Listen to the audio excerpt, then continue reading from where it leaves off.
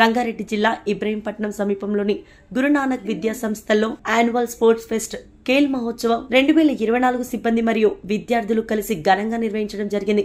Kabaddi, volleyball, cricket, 100 metres, 200 metres, 500 metres track events తో పాటుగా ఇతర విభాగాలలో ఈవెంట్స్ నిర్వహించడం జరిగింది.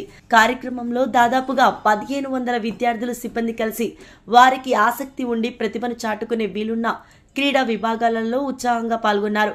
కార్యక్రమానికి ముఖ్య అతిథులుగా విచ్చేసిన కళాశాల వైస్ చైర్మన్ మరియు managing director doctor HS Saini జాతీయ గీతంతో మొదలుపెట్టి బెలూన్లను గాల్లోకి వదిలి క్రీడా మహోత్సవాన్ని ప్రారంభం చేయడం జరిగింది.